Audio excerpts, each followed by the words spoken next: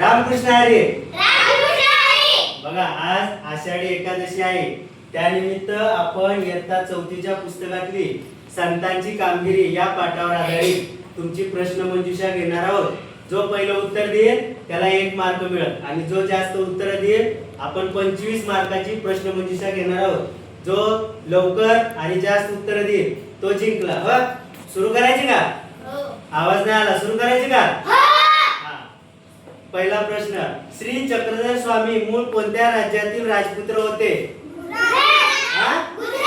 चला, मुलांचा आवाज पहिला आला म्हणून मुलांना 1 मार्क. चला दुसरा प्रश्न, श्री चक्रधर स्वामींनी स्थापन केलेल्या ग्रंथाला काय म्हणतात? यांचं मुलींचं उत्तर पहिलं आलं, महानुभव पंथ. चला तिसरा प्रश्न विचारू, श्री चक्रधर स्वामींच्या आठवणींचा संग्रह कोणत्या ग्रंथात आहे? यस, मुलांचा आवाज पहिला आला. पुढं, संत नामदेव कोणत्या गावचे होते? मुलींचं उत्तर पहिला आलं. चला पुढं, संत नामदेवांनी लिहिलेली पदे कोणत्या शीख धर्माच्या ग्रंथात समाविष्ट आहेत? कोणाच्या? प्रश्न बघा, भगवद्गीता, गुरु ग्रंथ साहिबा, लीळा चरित्र, रामायण. लीळा चरित्र कोणत्या? गुरु ग्रंथ साहिबा. दोघांचं पण उत्तर चुकलं. पुढचा प्रश्न, संत ज्ञानेश्वर हे कोणत्या गावचे राहणारे होते? यस, मुलांनी पहिलं उत्तर दिलं. मुलं 3 मुली 2 वरच आहेत. पुढं, संत ज्ञानेश्वरांच्या बहिणीचे नाव काय होते? बघा मुलं फास्ट उत्तर देत आहेत. चला पुढं, टाटी उडा ज्ञानेश्वरा असा उपदेश ज्ञानेश्वरांना कोणी केला? अरे पोरच फास्ट देत आहेत. चला पुढं, संत ज्ञानेश्वरांनी मराठी भाषेत कोणता ग्रंथ लिहिला? अरे बापरे विराज, तुला तर 1 नंबर, आवाज फास्ट येत आहे. मुलांचं जास्त होत आहे, मुली लवकर उत्तर द्या. चला पुढं, संत ज्ञानेश्वरांनी वयाच्या अत्यंत तरुण वयात कोठे जीवन समाधी घेतली? फास्ट आहे. चला पुढं, संत एकनाथ हे कोणत्या गावचे राहणारे होते? पैठण. अरे विराजचा आवाज जास्त येत आहे. संत एकनाथांनी कोणते साहित्य प्रकार रचले? अभंग, ओव्या, निशा. विराज पुढे गेला. चला पुढं, तापलेल्या वाळवंटात रडणाऱ्या लहान मुलाला कडेवर उचलून कोणी त्याच्या घरी पोहोचवले? संत हिनं पहिलं सांगितलं ना. चला पोरींना 1 मार्क.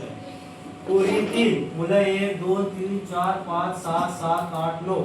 चला पुढचा प्रश्न, संत एकनाथ हे कोणत्या गावचे राहणारे होते? संत तुकाराम हे कोणत्या गावचे राहणारे होते? कोणत्या? परत बघा, नीट मी प्रश्न उत्तर पण सांगतो तुम्हाला, ऑप्शन सांगतो. संत तुकाराम हे कोणत्या गावचे राहणारे होते? तुकाराम महाराज. कोणत्या? आता पुढचा प्रश्न फार सोपा आहे. संत तुकाराम आणि समर्थ रामदास हे कोणाच्या काळात होऊन गेले? छत्रपती शिवाजी महाराज. भावेचा आवाज पहिला आला. संत तुकाराम यांनी आपल्या वाटणीचे कर्ज खते कोणत्या नदीमध्ये बुडवली? वारे विराज. जे का रंजले गांजले त्यासी म्हणे जो आपले, हा संदेश कोणी दिला? जे का रंजले गांजले त्यासी म्हणे जो आपले, हा संदेश पहिला कोणी दिला? ऑप्शन सांगू, संत ज्ञानेश्वर, संत एकनाथ, संत तुकाराम, समर्थ रामदास. संत एकनाथ.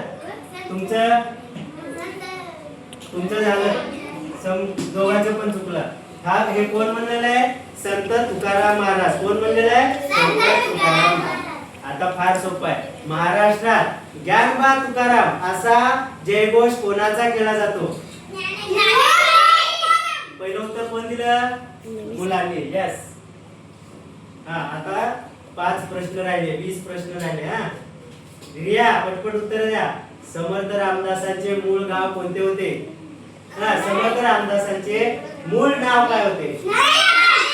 हा, कोण उत्तर पहिलं दिलं? चला, हे मुलं सांगत आहेत कोण उत्तर पहिलं दिलं. हा, पुढचा प्रश्न. समर्थ रामदासांचा जन्म मराठवाड्यात कोणत्या गावी झाला? कोणत्या गावी झाला? दोघं पण चुकले. ऑप्शन सांगतो बघा. समर्थ रामदास देहू, जाम, पैठण. हा, याने उत्तर पहिलं दिलं. हा, चला पुढं. मुलींसाठी 1 मार्क वाढवला. चला पुढचा 22वा प्रश्न. हा, समर्थ रामदासांनी लोकांना कोणता प्रसिद्ध ग्रंथ लिहून मोलाचा उपदेश केला? हा, विराची टीम. बापरे. चला पुढं. हा, समर्थ रामदासांनी बलोपासनेसाठी ठिकठिकाणी कोणाची मंदिरे उभारली? हा, कोणी उत्तर पहिलं दिलं? विराची टीम, म्हणजे मुलांची टीम, बॉईज. आता 2 प्रश्न राहिले. हा, सामर्थ्य आहे चळवळीचे.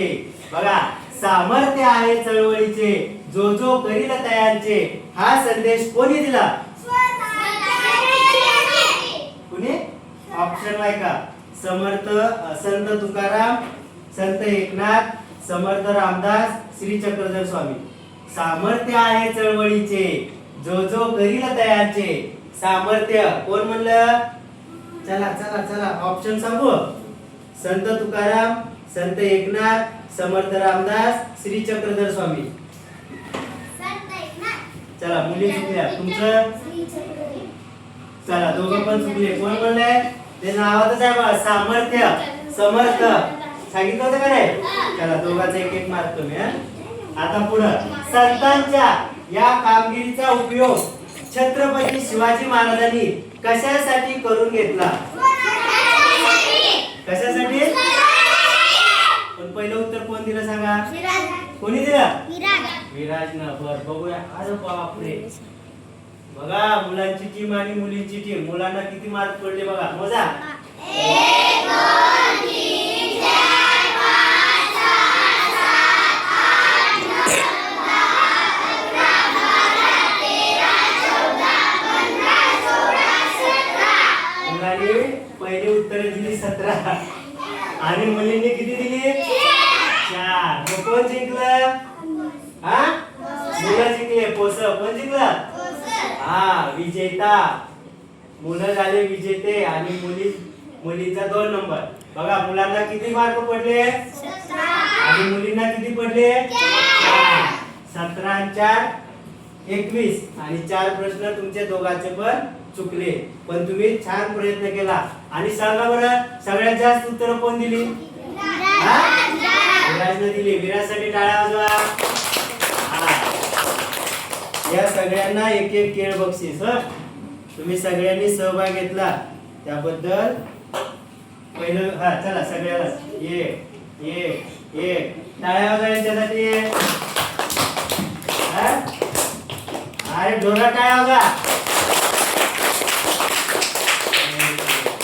तुम्हाला पण, तुम्ही पण केळी खाल्ली का?